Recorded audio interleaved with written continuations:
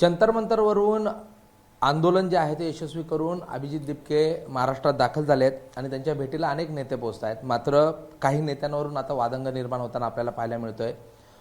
महायुतीमध्ये सत्तेमध्ये असलेले शिवसेनेचे जे नेते आहेत त्यांनी अभिजित दिपके यांची भेट घेतलेली आहे। संजय शिरसाट असतील, बच्चू कडू असतील यांनी ही भेट घेतलेली आहे आणि त्यामुळे खऱ्या अर्थाने हा वादंग निर्माण होताना आपल्याला पाहायला मिळतो आहे। माझ्याबरोबर भाजपचे नेते प्रवीणजी दरेकर आहेत। प्रवीणजी, शिवसेना उद्धव बाळासाहेब ठाकरे पक्षाच्या नेत्यांनी तर भेट घेतलीच, पण शिवसेना जे तुमच्याबरोबर सत्तेत आहेत त्यांनी देखील अभिजित दिपके यांची भेट घेतलेली आहे। काय याच्यावर तुमची पहिली प्रतिक्रिया आहे? नाही, मला वाटतं की अभिजित दिपके महाराष्ट्रातील आहे। एका विषयासाठी आंदोलन घेतल्यानंतर राज्यातील इतर कोण नेते पक्षाची लोक भेटली आपण समजू शकतो, परंतु ज्या दिपकेंचं आंदोलन किंबहुना दिपकेंच्या आंदोलनावर स्वार होऊन केंद्र सरकार, विशेषतः पंतप्रधान नरेंद्र मोदी साहेब आणि अमित भाईंवर त्या ठिकाणी त्यांचा रोख असताना ते आंदोलन दिपके यांच्या नेतृत्वाखाली झालं आणि आज त्या ठिकाणी जे नेते भेटायला गेले ते एनडीएमध्ये सत्तेत त्या ठिकाणी आहेत, केंद्रात आहेत, राज्यात आहेत आणि अशा वेळेला महाराष्ट्रातला एक जबाबदार मंत्री त्यांच्याकडे जाणं हे कुठल्याही साधन सूचितेत बसतं असं मला व्यक्तिशः वाटत नाही।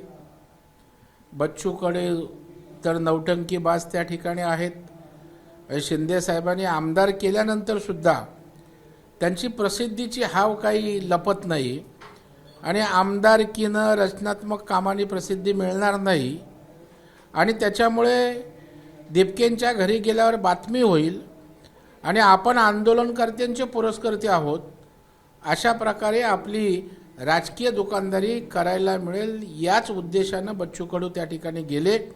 मला वाटतं दोन्ही नेत्यांनी अशा प्रकारे जाणं त्या ठिकाणी उचित नव्हतं असं माझं व्यक्तिशः मत आहे आणि या संदर्भामध्ये त्यांची पक्षाची भूमिकासुद्धा येणं आवश्यक आहे।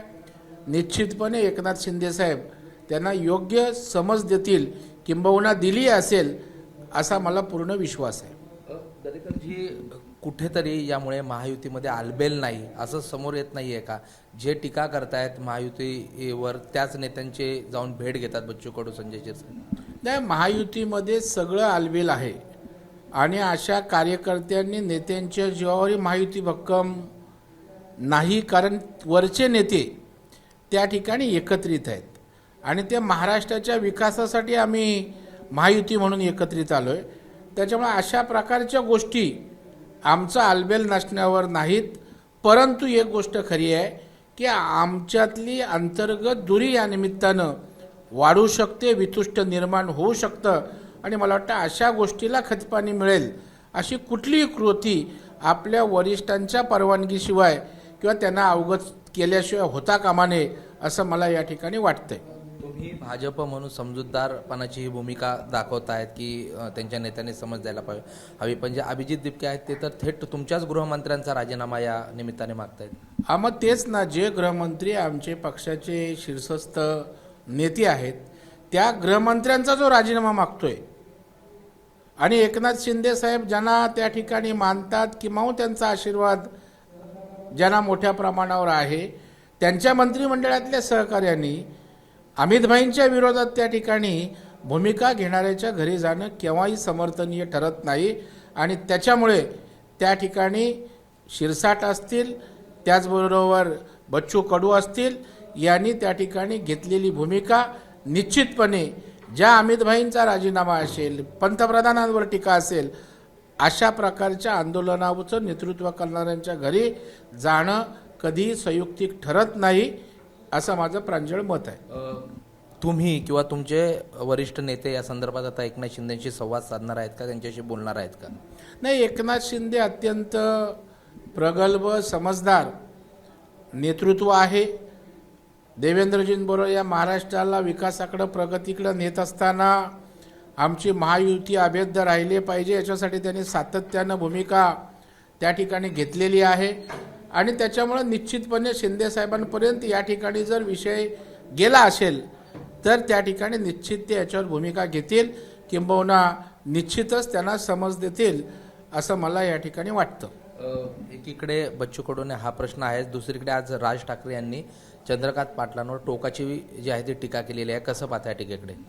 मला वाटतं चंद्रकांत दादा हे महाराष्ट्रातील एक अतिशय साळस सुसंस्कृत अशा प्रकारचं नेतृत्व आहे आणि राजकारणातली साधकी काय असते हे त्या ठिकाणी दादांनी अनेकदा महाराष्ट्रात दाखवून दिलंय आणि त्यांच्या भोळ्या स्वभावामुळे कदाचित त्यांची वक्तव्य स्लिप ऑफ टंग झाली असतील, येत असतात.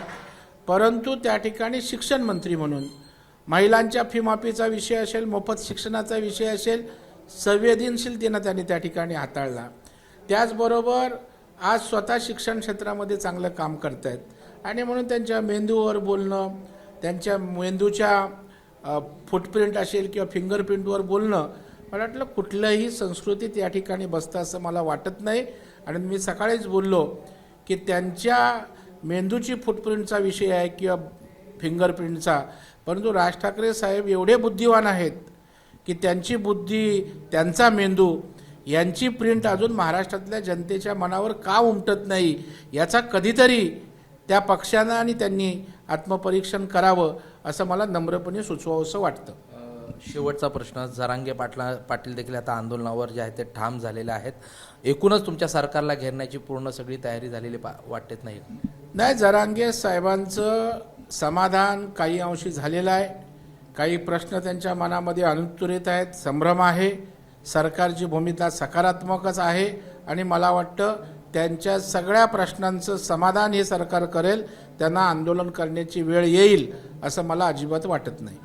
धन्यवाद. माझ्याबरोबर प्रवीण दरेकर जी होते आणि ज्या पद्धतीने अभिजित दिपके यांची शिवसेनेच्या नेत्यांनी भेट घेतलेली आहे त्या संदर्भात त्यांनी त्यांची भूमिका जी आहे ती स्पष्ट केलेली आहे. यामुळे कुठेतरी महायुतीमध्ये जी आहे ती दरी निर्माण होऊ शकते, त्यामुळे याचा एकनाथ शिंदेने विचार करावा असा सल्ला देखील त्यांनी दिलेला आहे. कॅमेरा पर्सन हेमंतसह प्रशांत बडे, ABP माझा, मुंबई.